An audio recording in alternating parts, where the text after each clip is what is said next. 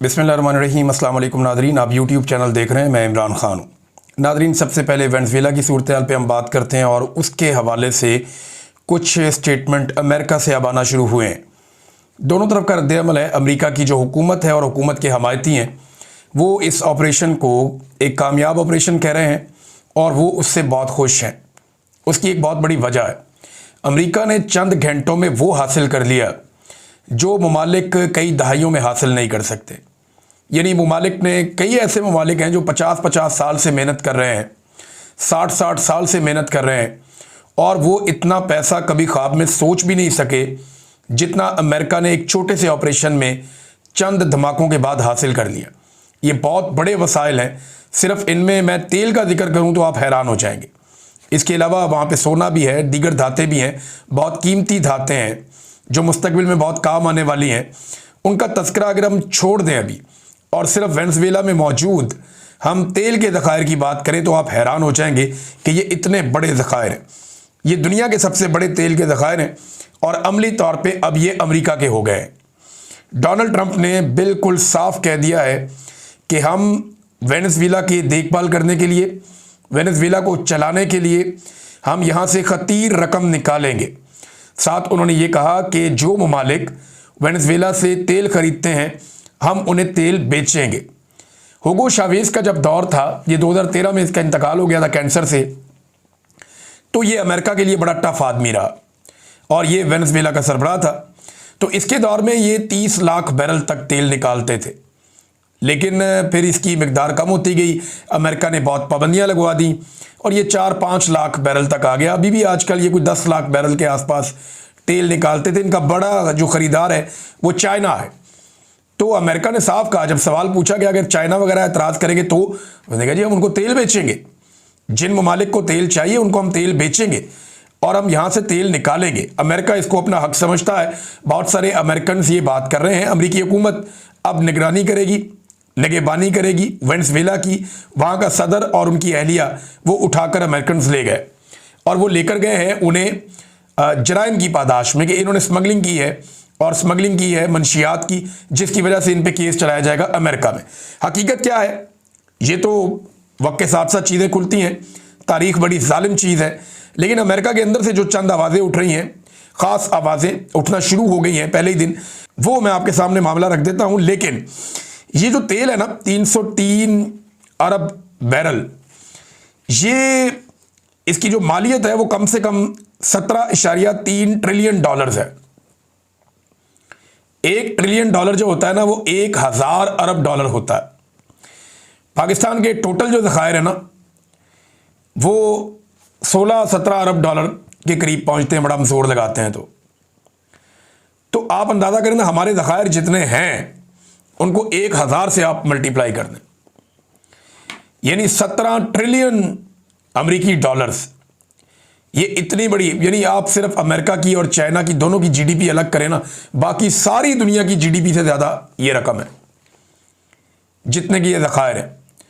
अब अमेरिका अगर इन ज़खायर को बेचता है अगले चंद सालों तक तो वो ट्रिलियंस ऑफ डॉलर्स कमा सकता है। अमेरिका ने अफगानिस्तान के अंदर जो जंग लड़ी थी उसमें मुबैना तौर पे जो कहा जाता है, जो दावा किया गया, बेशुमार पैसा खाया भी जाता है, लेकिन अमेरिका का ये दावा है कि अफगानिस्तान की जंग और ये जो इराक की जंग हुई थी, अमेरिका को लगभग कोई 2 ट्रिलियन डॉलर में पड़ी थी। अब ये चंद घंटों की कार्रवाई ने, और वहाँ से क्या कमाया अफगानिस्तान से अमेरिका ने?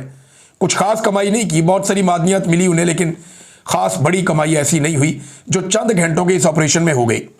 अब ये 17.3 ट्रिलियन डॉलर्स का तेल है जो दुनिया भर की, चाइना और अमेरिका को छोड़ के जो जीडीपी है उसकी मालियत से भी ज़्यादा है। चंद घंटों में कमाई की है।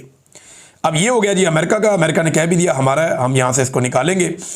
और जो वहाँ की अपोजिशन थी वेनेज़ुएला में, जिन्हें लगता था कि ट्रंप आएगा और उनके लिए बड़ा फ़ायदा हो जाएगा, ख़ास तौर पे वो जो खातून थी मारिया कुरीना, जिनको 2025 का अमन का नोबेल इनाम भी मिला, उनके बारे में डोनाल्ड ट्रंप ने कहा, उन्हें उम्मीद लगी थी कि वो सदर बन जाएंगी। पहले खबरें भी आ रही थी, पता नहीं उन्होंने हलफ उठा लिया कुछ इस तरह चीज़ें। लेकिन डोनाल्ड ट्रंप का ये एक स्टेटमेंट मेरे सामने गुजरा, उनका वो बहुत अच्छी है, मगर उनके मुल्क में उनकी इज्जत नहीं है। तो फिलहाल जो नायब सदर हैं उनके बारे में डोनाल्ड ट्रंप ने कहा वो काम चलाएंगी और उन्हें काम करना पड़ेगा। और डोनाल्ड ट्रंप के जो लोग हैं जो डोनाल्ड ट्रंप के करीबी साथी हैं वो निगरानी करेंगे वेनेजुएला के अंदर इस सारे अमल की। उन्होंने कहा ये ज़रूरत पड़ेगी हम इससे बड़ा हमला करेंगे और ज़्यादा फौज भी ज़मीन पे उतार सकते हैं। तो ये जनाब अमेरिका ने कार्रवाई की है।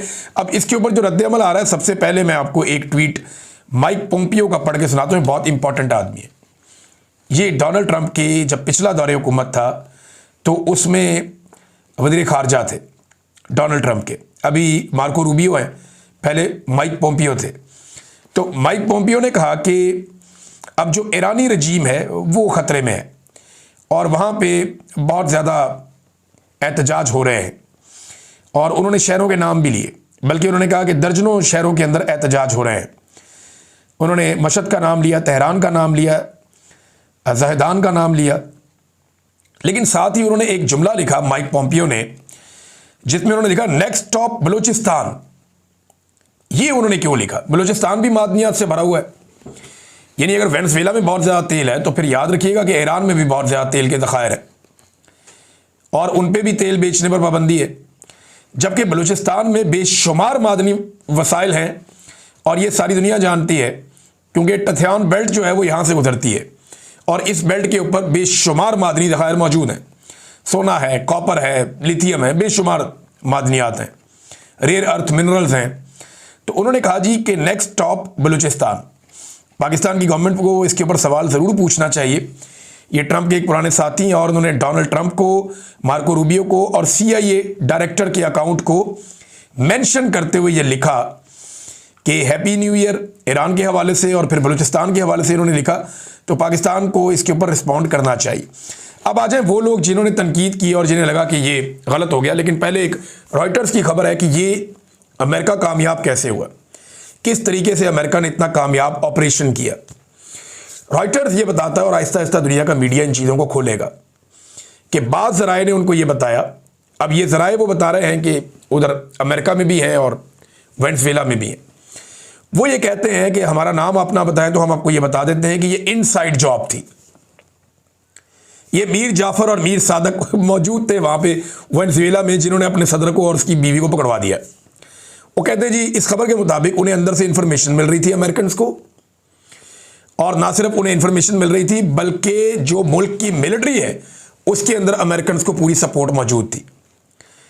यानी ये जो कुछ भी अमेरिकन फौज ने किया वेनेजुएला में, इसके अंदर इस खबर के मुताबिक ये बताया जा रहा है कि वेनेजुएला के फौजियों ने मदद की है।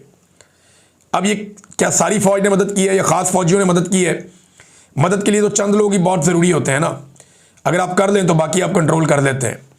तो अमेरिका के इस बड़े और कामयाब ऑपरेशन के पीछे ना सिर्फ अमेरिका की मिलिट्री पावर है बल्कि उनकी ज़बरदस्त इंटेलिजेंस और उनकी ये सलाहियत कि वो सिस्टम के अंदर घुस के एक रजीम चेंज करने की पूरी कैपेबिलिटी रखते हैं, वो बहुत काम आई। उन्होंने अंदर अपने लिंकेजेस बनाए, अंदर अपने बंदे जो है वो इंस्टॉल किए, बंदों के ज़रिए से उन्होंने इनसाइड इंफॉर्मेशन हासिल की और एग्जैक्टली वो टारगेट अचीव किया जो वो करना चाहते थे। अब इसमें एक चीज़ और आप याद रखिएगा कि कुछ इतलात के मुताबिक दर्जनों लोग इसमें मारे भी गए उस रात में जब ये खौफनाक ऑपरेशन हुआ, लेकिन अमेरिकन का कोई बड़ा नुकसान इसमें नहीं हुआ। अब जो अपोजिशन लीडर थी मारिया कोरिना, उसको उम्मीद थी कि उसकी बारी लग जाएगी, लेकिन ट्रंप ने उसकी बारी नहीं लगाई फिलहाल, और कुछ लोग कह रहे हैं कि उसको डिच कर दिया गया। सबसे पहले एक स्टेटमेंट मैं आपके सामने रखता हूँ ज़ोहरान ममदानी का। ये न्यूयॉर्क के मेयर हैं जहाँ पे लाया गया है सदर और उसकी एहलिया को, जो वेनेजुएला के साबिक सदर और एहलिया है। तो उन्होंने कहा जी इस सुबह जो है मुझे ब्रीफ किया गया कि हमारी मिलिट्री ने कैप्चर किया है वेनेजुएला के प्रेसिडेंट निकोलस मादुरो और उनकी वाइफ को, और इन्हें जो है वो कैद करके यहाँ पे न्यूयॉर्क में लाया जाएगा। और साथ ही उन्होंने ये कहा कि ये यकतरफा हमला था एक कौम की सॉवरेनिटी के ऊपर, एक कौम की खुदमुख्तारी के ऊपर यकतरफा हमला था, और ये एक तरफ जो यकतरफा हमला होता है किसी कौम के ऊपर वो एक जंगी कदम होता है, एक्ट ऑफ वॉर उन्होंने इसे करार दिया। और ये उन्होंने ये भी कहा कि ये फेडरल और इंटरनेशनल लॉज की खिलाफ वर्जी है कि डोनाल्ड ट्रंप की हुकूमत ने जो किया वेनेजुएला में, ये ना सिर्फ अमेरिका के बल्कि बैनुल-अक़वामी कवानीन की खिलाफ वर्जी की है। और इन्होंने पहले आवाज़ उठाई सबसे, ममदानी का मैंने ट्वीट देखा, और साथ ही उन्होंने ये कहा कि इसके साथ जो है वो अमेरिकन के लिए प्रॉब्लम्स भी क्रिएट होंगी साथ उन्होंने ये भी कहा कि बहुत सारे वेनेजुएला के लोग मेरी सिटी में रहते हैं, तो उन्होंने ये भी कहा कि मैं उनकी सेफ्टी और उनके हवाले से जो है वो इक़दामात करूँगा। ये ममदानी ने सबसे पहले बात की, इसको गलत करार दिया। फिर ये एक जर्नलिस्ट हैं एलन मैकलियर्ड, ये बताते हैं जनाब कि ये पहला रिजीम चेंज ऑपरेशन नहीं है अमेरिका का।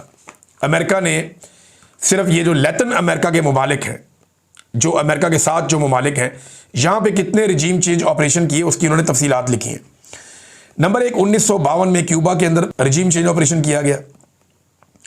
ग्वाटेमाला में 1954 में, एल सल्वाडोर में 1980 में, और इसके बाद जनाब एक कंट्री है होंडुरास, ये जनाब 2009 में, निकारागुआ ये जनाब 1980 में, पनामा में 1989 में, हेटी में 1959 और 2004 में, पीरू में 1962 और 1975 में, और डोमिनिकन रिपब्लिक में 1965 में, वेनेजुएला में 2002 में भी रिजीम चेंज ऑपरेशन हुआ था, बोलीविया में 1980 में, पैराग्वे में 1954 में, ब्राज़ील में 1964 में, चिली में 1973 में, अर्जेंटीना में 1976 में और उरुग्वे में 1973 में। तो ये इतने सारे रिजीम चेंज अमेरिका ने किए हैं। उन्होंने सारी की सारी डिटेल बताई हुई है कि इक्का दुक्का जगह छोड़ के ऑलमोस्ट हर मुल्क में, यहाँ पे ज़्यादातर मुल्कों में अमेरिका ने कभी ना कभी कोई रिजीम चेंज ऑपरेशन किया हुआ है। ये एलन मैकलियर्ड ने बताया, जो एक जर्नलिस्ट हैं। अच्छा, उसके बाद जी एक अलेक्जेंड्रिया जो इस वक्त कांग्रेस वुमेन है अमेरिका में, उनका एक ट्वीट है। उन्होंने स्टेटमेंट दिया कि ये ड्रग्स से मुतालिक नहीं था, ये जो भी हुआ ये कुछ और था। अगर ये ड्रग के मुतालिक होता तो पिछले ही हफ्ते एक बहुत बड़े ड्रग डीलर को या एक बहुत बड़े स्मगलर को, जो ड्रग्स की स्मगलिंग करता है और पूरी दुनिया के अंदर एक बड़ा ड्रग डीलर है, उसे पिछले महीने डोनाल्ड ट्रंप माफ़ी ना देता अगर ये मनशियात से मुतालिक होता। उन्होंने कहा ये तेल से मुतालिक है और रिजीम चेंज से मुतालिक है, ये कांग्रेस वुमेन ने कहा। इसके बाद एक और क्रिस्टल बॉल एक जर्नलिस्ट हैं, उन्होंने बाकायदा नाम लेकर बताया कि जॉन ऑरलैंडो ये एक बहुत बड़ा ड्रग ट्रैफिकर है। इसके बारे में उन्होंने कहा जी कि क्योंकि डोनाल्ड ट्रंप के कुछ दोस्त नाराज़ हो रहे थे और उसकी वजह से इसे पिछले महीने आज़ाद किया गया, इसे माफ़ी दी गई है डोनाल्ड ट्रंप की जानिब से।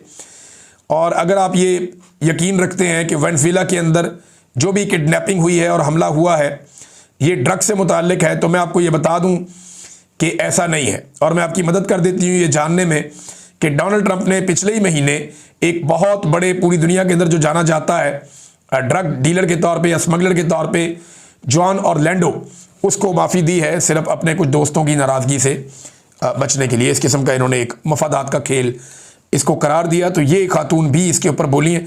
तो अमेरिका में भी आवाज़ें उठ रही हैं रिजीम चेंज ऑपरेशन के ख़िलाफ़, ये जो वेनेजुएला में हुआ है। अब कुछ लोग इसको बहुत पॉजिटिव कह रहे हैं कि अमेरिका ने बहुत बड़ा छक्का मार दिया है, बहुत सारे अमेरिकन बहुत खुश हैं। अच्छा, कुछ लोग ये कह रहे हैं कि यहाँ पे अमेरिका में बहुत बड़े मसाइल पैदा हो चुके हैं हेल्थ केयर के हवाले से, और बहुत ज़्यादा उसकी कीमतें बढ़ गई हैं, बहुत पैसा इसमें बढ़ गया है, लोगों की पहुँच से बाहर चीज़ें हो रही हैं। तो इस वजह से तवज्जो हटाने की एक कोशिश है। कुछ और केसेस हैं जिनसे तवज्जो हटाने की कोशिश है। सब अपनी अपनी बोली बोल रहे हैं, लेकिन जो अमेरिकन गवर्नमेंट ने किया है ये अमेरिका को तो फ़ायदा ही देगा। उसकी वजह यह है कि अमेरिका ने बेशुमार पैसे का रास्ता खोल लिया। अगर वो इस पर काबू करके रखेगा ना डोनाल्ड ट्रंप और अमेरिका, तो अमेरिका में डॉलर इतनी तेज़ी से आएंगे, पैसा इतनी तेज़ी से आएगा कि कमाल हो जाएगा। और यूरोप इसके ऊपर बोला भी नहीं। अच्छा, एक सवाल और उठाया जा रहा है, फ़र्ज़ करें रशिया जाके यूक्रेन में यही हरकत कर देता है जो अमेरिका ने कर दी वेनेजुएला में। एक बड़ा खौफनाक ऑपरेशन प्लान करता है, ज़ेलेंस्की को उठाता है और वहाँ से लेके रशिया पहुँच जाता है, तो फिर दुनिया का क्या रद्द-ए-अमल होगा? या आप सोचें ताइवान में चाइना यही कर देता है, अचानक से जाता है, अटैक करता है चाइना ताइवान के अंदर, या आप किसी और मुल्क में समझें, या आप ये समझें शुमाली कोरिया जाता है और जापान के अंदर से इसी तरह उठा के ले जाता है वहाँ की गवर्नमेंट को। तो इसका आप मतलब क्या समझेंगे? ये ना दुनिया ये सवालात भी उठा रही है साथ साथ। लेकिन एक बात हमें दुनिया के बारे में जाननी चाहिए, और वो उर्दू की एक सादी सी मिसाल है, जिसकी लाठी उसकी भैंस।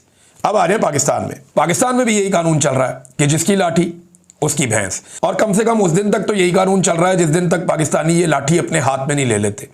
जिस दिन 25-26 करोड़ लोगों ने लाठी थाम ली, उस दिन बंद कमरों के फैसले हमेशा के लिए बंद हो जाएंगे और चीज़ें किसी और तरह डील होना शुरू हो जाएंगी।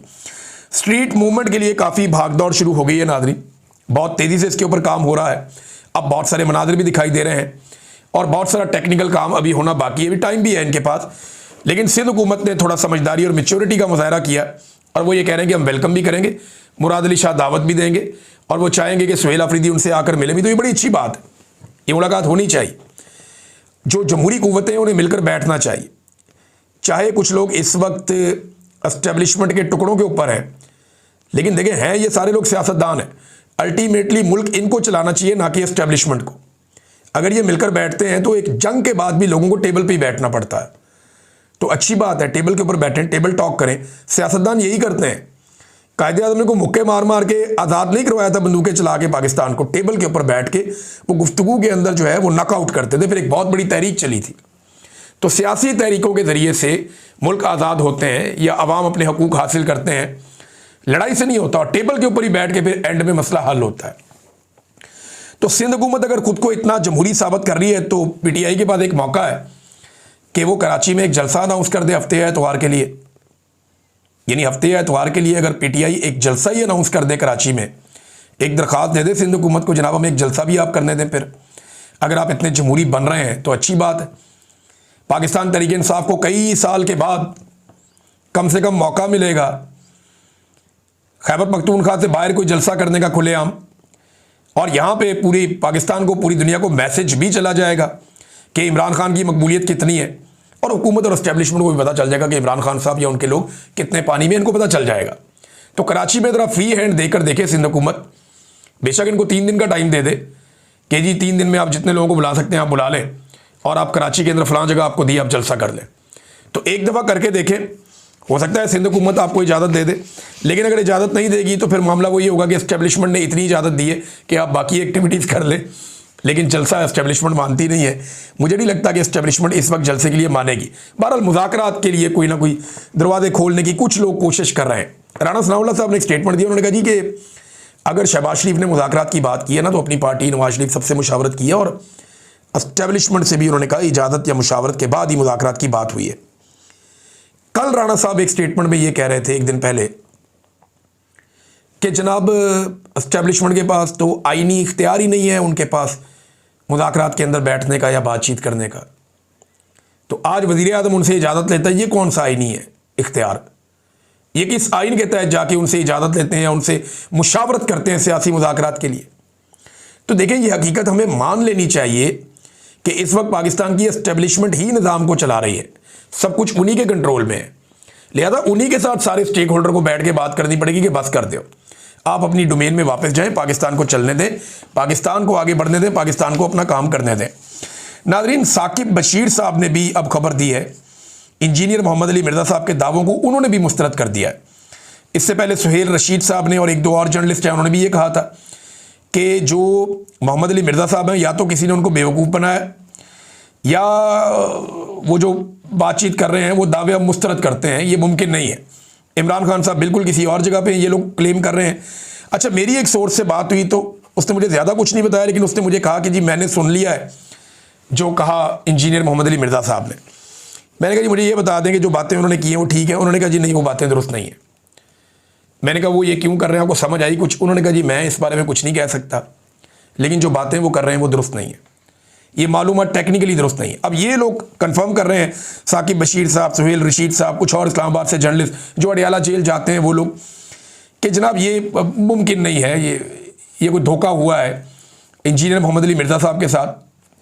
अगर आप थोड़ा उनको मार्जिन देना चाहें तो आप ये कह सकते हैं उनके साथ धोखा हुआ है, और अगर आप मार्जिन ना देना चाहें तो आप ये कह सकते हैं कि उनके दावे हम मुस्तरद करते हैं, वो बात ही गलत कर रहे हैं। लेकिन मोहम्मद अकरम नामी एक असिस्टेंट जेल था, असिस्टेंट सुप्रिटेंडेंट ऑफ जेल था, उसको जबरी तौर पे लापता कर दिया गया था। सिर्फ इल्ज़ाम ये था कि उसने इमरान खान तक कोई पैगाम पहुंचाया या इमरान खान का पैगाम बाहर निकाला। और यहाँ पे इंजीनियर साहब इमरान खान साहब की बातें सुन रहे थे और वो कहते हैं जी मुझे सारा कुछ पता भी है। तो जेल का जो रिकॉर्ड है वो भी इंजीनियर साहब की एक बात की नफ़ी कर रहा है। ये सईद बलोच साहब ने ये भी रिपोर्ट किया। उन्होंने कहा जी कि जेल का जो रिकॉर्ड है अगर वो आप देखें तो रोज़ाना देसी घी के तड़कों वाली बात भी ठीक नहीं, क्योंकि इमरान खान साहब जो गोश्त खाते हैं उन्हें वो हफ्ते में 3 दफ़ा गोश्त मिलता है। 2 दफ़ा मुर्गी खाते हैं, और यानी हफ्ते में आपके कितने मील्स होते हैं, आप एक हफ्ते में 14 खाने खाते हैं, तो 3 खाने उनके गोश्त के होते हैं, बाकी वो दालें और सब्जियां और इस तरह की चीज़ें खाते हैं। ये इसमें लिखा हुआ था, ये जो जेल के अंदर जो रिकॉर्ड है उसके अंदर वो लिखा हुआ था, और उन्हें वो प्रोवाइड भी किया था। वो कहते हैं जी वो जो देसी घी के मुर्गे वाली बात है रोज़ाना की बुनियाद पे, वो बात ठीक नहीं है, अब वो बात गलत है। ये भी उन्होंने एक और साहब ने ये तस्करा करते हुए ये बात कही है। बहरहाल इंजीनियर साहब को थोड़ा सा रुजू करना चाहिए, ध्यान करना चाहिए। ये चीज़ें फिर बाद में नुकसान पहुंचाती हैं। उनका जो अपना मकसद है या अपना काम है वो इससे बेहतर है, तो वो इस काम के चक्कर में अपना जो असल काम है उससे वो दूर ना चले जाएं या उसको कंट्रोवर्शियल ना बनाएं, ये बड़ा ज़रूरी है। नाज़रीन, आज़ाद कश्मीर में जो 3 माह की डेडलाइन थी वो ख़त्म हो गई है, और मुतालबात अभी तक पूरे नहीं हुए, वादों के मुताबिक चीज़ें नहीं हो पाई। अब दोबारा से आज़ाद कश्मीर की जो जॉइंट एक्शन कमेटी थी वो बैठेगी। हत्ता कि सोराब बरकत साहब के हवाले से इन्होंने मुतालबा किया, उनको भी नहीं छोड़ा गया। आज उनको लगभग 40 दिन होने वाले हैं। सोराब बरकत जेल काट रहे हैं बगैर किसी गुनाह के। भाई इंटरव्यू किया किसी का, भाई जिसका इंटरव्यू किया वो जाने आप जाने, और ऐसी कोई बात भी नहीं है जो गैर आईनी या गैर कानूनी है। अब इंटरव्यू करना कोई गुनाह हो गया बहुत बड़ा? इस मुल्क में हमने तो डाकुओं के इंटरव्यू किए, चोरों के इंटरव्यू किए। इस मुल्क में एहसान इंटरव्यू देके टीवी चैनल के ऊपर चला गया, कुलभूषण यादव का इंटरव्यू चल गया। तो ये क्या बात हुई? तो इसमें अब मुझे बड़ी, यानी मैंने तो उसको भी देखा था टीवी पे, अभिनंदन को, वो भी एक सवालों के जवाब दे रहा था एक ऑफिसर के। तो इंटरव्यू तो यहाँ बड़े बड़ों के चले हैं, तो ये एक इंटरव्यू अगर कर लिया एक सहाफ़ी ने तो क्या हो गया? अभी उसको छोड़े, अब बाहर आने दें। और आज़ाद कश्मीर के अंदर अब दोबारा से इसके ऊपर बातचीत होगी। इन्होंने बल्कि ECL में डाल दिया, बहुत सारे बंदों को गिरफ्तारियाँ और मुकदमे भी किए उसके बाद, और ये कहा था कि हर 15 दिन बाद हम मुलाकात करके डेवलपमेंट चेक करेंगे कि कितने मुतालबात माने गए। वो 3 महीने में सिर्फ कोई 2 मुलाकातें ही हुई हैं, तो उनके काफ़ी गिले और शिकवे हैं। तो अब देखते हैं कि वो क्या एक्शन लेते हैं। तो अवामी जॉइंट एक्शन कमेटी अब दोबारा बैठेगी। अब तक के लिए इतना ही। अपना ख्याल रखिएगा, अपने इस चैनल का भी। अल्लाह हाफ़िज़।